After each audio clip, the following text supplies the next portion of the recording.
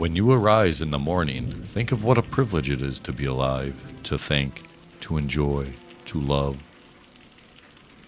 Today I escaped anxiety, or no, I discarded it, because it is within me, in my own perceptions, not outside. Never let the future disturb you. You will meet it, if you have to, with the same weapons of reason which today arm you against the present.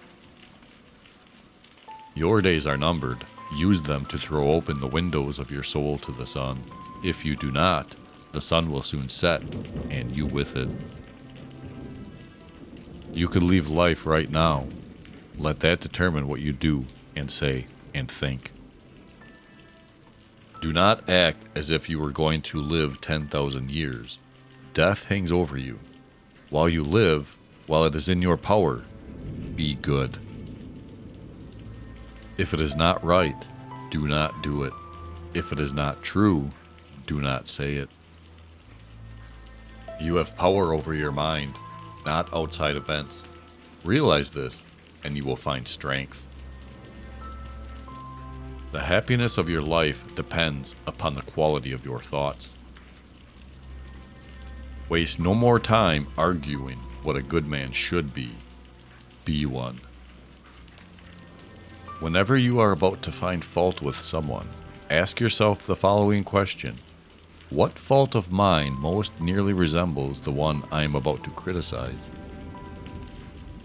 You always own the option of having no opinion. There is never any need to get worked up or to trouble your soul about things you can't control. These things are not asking to be judged by you. Leave them alone. When force of circumstance upsets your equanimity, lose no time in recovering your self-control and do not remain out of tune longer than you can help. Habitual reoccurrences to the harmony will increase your mastery of it. How much more grievous are the consequences of anger than the causes of it? The first rule is to keep an untroubled spirit.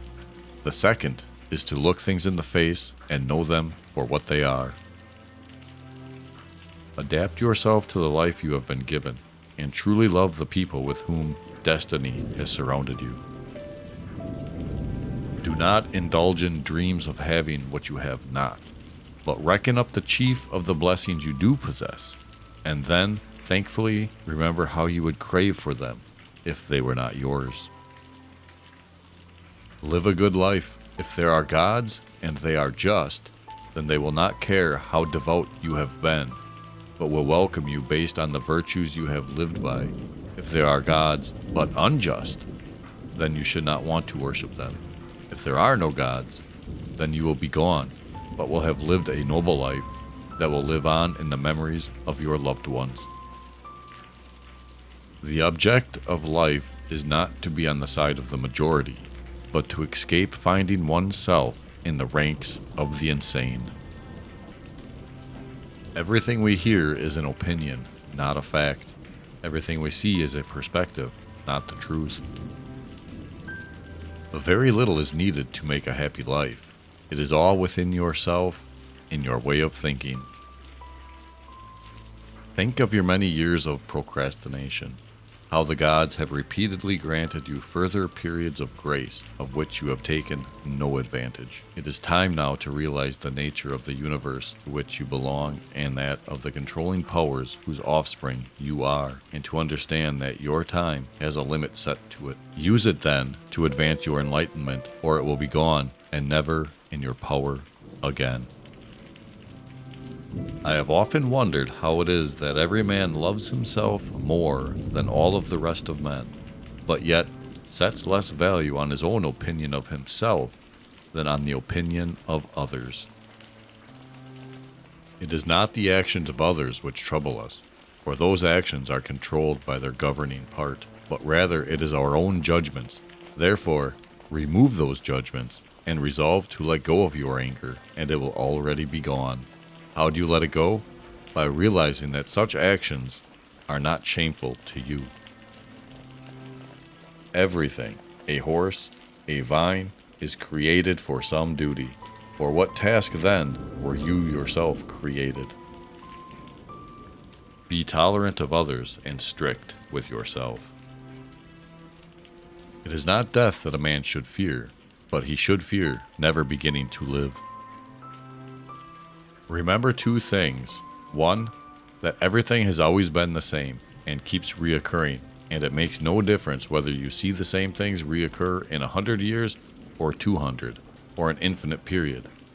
Two, that the longest lived and those who will die soonest lose the same thing. The present is all that they can give up, since that is all you have, and what you do not have, you cannot lose. Casting aside other things, hold to the precious few. Bear in mind that every man lives only the present, which is an indivisible point, and that all of the rest of his life is either past or is uncertain. Brief is a man's life, and small the nook of the earth where he lives. Brief, too, is the longest posthumous fame, buoyed only by a succession of poor human beings who will very soon die and who know little of themselves, much less of someone who died long ago. Whatever time you choose is the right time. Not late, not early. From the philosopher Catullus. Never to be dismissive of a friend's accusation, even if it seems unreasonable, but to make every effort to restore the relationship to its normal condition.